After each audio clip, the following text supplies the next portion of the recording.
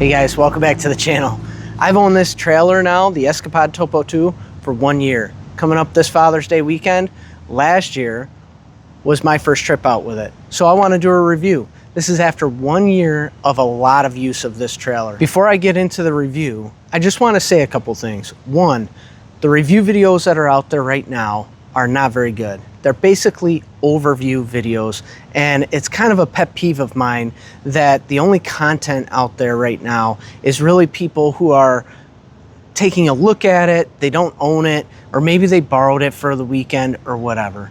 But I'm here to make a video where I've actually used the camper for 1 year solid. I'm not paid by Escapod. There's nothing that I'm getting out of this other than just wanting to share this information from my perspective and my thoughts to you all. So the plan for this video is to go over the outside, then I'm gonna go over the inside, and then I'm gonna go over the galley.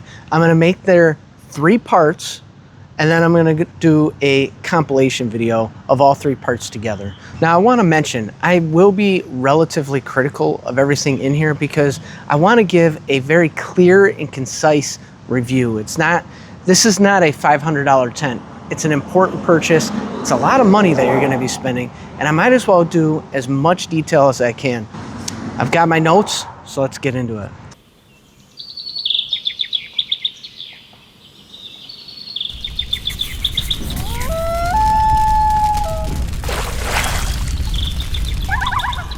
All right, there's the trailer. So the trailer is 14 feet from end to end there, approximately, and approximately 7 feet wide and about 80 inches tall.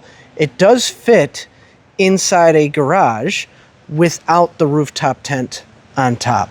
That's including the AC unit. Everything will fit in a garage. Now the weight of this is 1,900 pounds-ish and 250 pounds at the tongue weight. Now something to note is the weight of this trailer is mainly over this axle right here.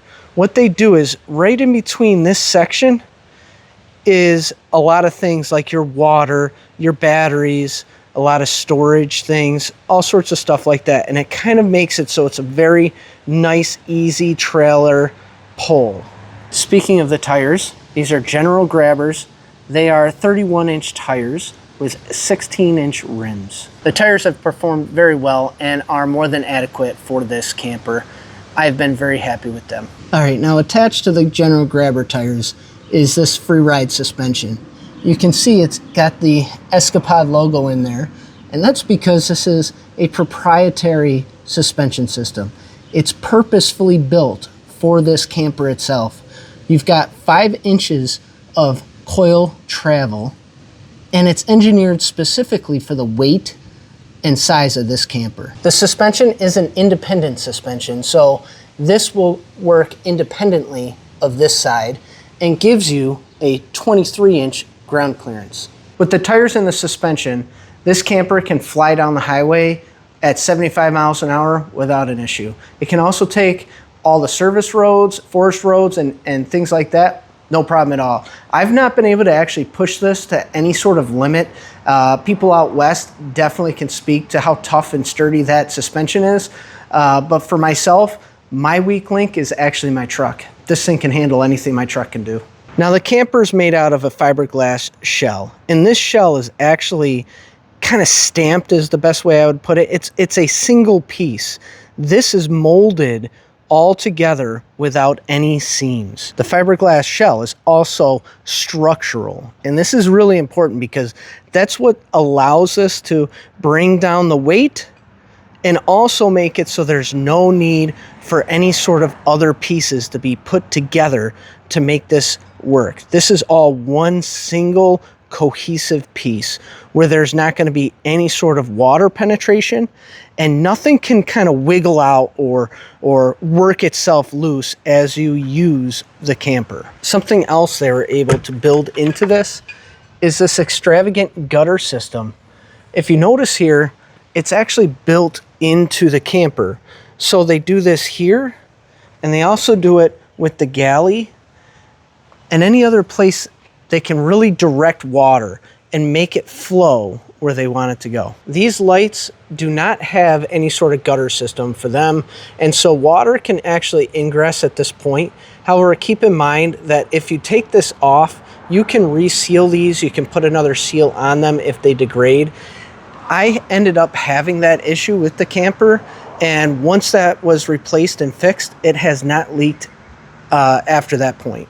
There are also lights underneath the camper that will project down on the ground so that way you can see at nighttime when you're stepping in and out. One thing to note that kind of bugs me a little bit is that these lights will not do red or yellow. So they're just a bright white light. I really think that the most of the time that you're going to be using these lights, you're going to want them to be a red or a yellow. So it would be nice if these had that option built into them. Also on the outside is your plug. This is your shore power plug. It is not 30 amp, it's 15 amp. And one of the things that kind of is annoying with this is that when they purchase this, I think they order it and then get the screws come with it, because you can see everywhere else on this camper, there's no rust, and these are all really good high-grade quality materials. But for some reason, they must just use what comes with this when they order it. Escapod, you really should just change this out. This is something that should be a no-brainer. The paint on this is actually like almost a Z-Bart material. It's kind of rough on the outside a little bit, but it protects it, and it's got this really nice way of just kind of glancing off all the brush and all the things as you go down the trail. As it hits, it just kind of glances off. The downside is when you clean this thing, you've got to do, I've got a trick. I've got a video out there in my maintenance video for getting this clean, because it clings on to the dirt. Now on my camper, I have these rock rails, and that's all galvanized steel, but even underneath, everything is galvanized steel. It is beautiful. No rust, no issues there at all. Even the fenders are galvanized steel here. So this should hold up to any winter salt and wear and tear over the many years I'll be using it outside. In the back, there's a 2-inch receiver, and this thing is actually built into the frame. It's bolted on in there, as you can see. So this is actually a really good, strong, built-in receiver. You've also got receivers on both sides as well. I haven't had a use case for them yet, but I could see somebody coming up with some pretty unique ways to use that. All right, the tongue box is pretty nice, decent size. The top of it is probably the flimsiest part of the entire camper, but it's been holding up just fine without any issues. Something that really is annoying, and the reason I have this tape here, is because this is the light underneath it, and it's, again, a bright white light. I don't know why they didn't have an option for a red or a yellow light that would help in the dark. But this, because there's nothing blocking it, when you turn that on, it blasts you right in the face, and it's almost useless. Now, as far as organizing goes, I finally got a pretty good system here, and what I do is I try to organize based off of what I'm going to need first, and then the things that I'll need last. You also get these hooks down here, or loops, and this is how you can kind of secure everything in here. You can see I have a cam buckle down there, and that holds everything in place so it doesn't jostle around. But I think one of the upgrades they could do in the future is make this one all the way down. Instead of having multiple rings, have one track, and then this can move up and down depending on where you need it. Now, one of the other things that I kind of wish I had was maybe an extra 2 to 3 inches of propane, I don't know if you call that pipe or whatever this is.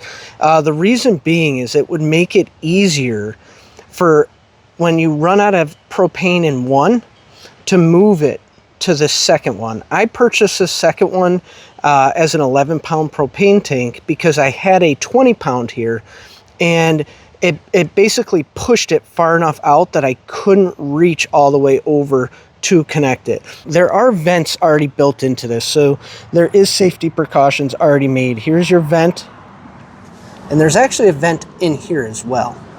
Also at the front is where we have our receiver, and this will come with a ball hitch that most people are typically going to know, and then it also comes with an articulating hitch if you so desire. On this side of the camper, you've got your light up top and a light down below to match like the other side has, and then you've also got your water ingress.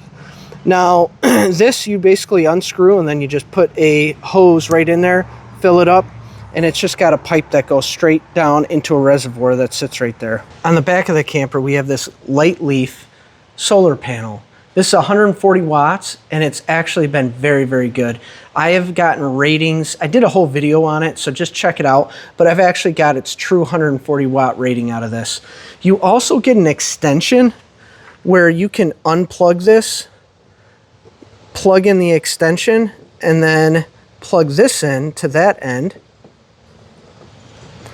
And then you can undo these all the way across, and this will pop off and you can move it with a kickstand and everything out to the sun, so that way you're getting optimal sunlight. All right, that brings us to some accessories here, and I'm really not going to get into the details of my awning that's right there because I feel like it needs its own video on it, but I am going to brush up on the iCamper. So they offer the iCamper, and if you get the AC unit, you will get these extensions, and that way you can use the iCamper and still use your AC unit. One of the things that bothers me a lot about this setup is the iCamper has to open up on this side. And you'll notice that I have my tarp there, and so my awning. And so when that opens up, I really can't get in and out because that blocks you. The one nice thing is this being raised up has allowed me to keep this on this side and use the iCamper without using this. And when my kids are not with me, this can stay on and stay in that position, and I can just use the awning. Now this issue just happens to really bother me because it's an easy one to fix. Offer 230 products or something else that can be opened up on the opposite side. That would mean that you'd be able to have your rooftop tent open and your awning on the other side if you want. Most people don't need to have the rooftop tent open on the business side of their camper. And what I mean by business side is typically when you're, at least in the Northeast or anywhere there's a dedicated campsite or a campground, most of the time they're gonna have your picnic table, fire ring, and everything is gonna be on this side of the camper. But my advice is if you're planning on getting the rooftop tent and using it a ton, I would highly suggest skipping the iCamper and ordering your own 230, putting it on yourself, having it open up on the driver's side, and then having your awning on the passenger side. That gives you the best of both worlds and will really open this camper up for multiple uses. You've got these massive windows right here on each side. So you have two doors, this door and the other side with those big windows right there. And then this massive window up top here. Now, one of the downsides to this window is that because it's such a big opening, there are spots for anything to fail. And so I did have a leak specifically on this corner.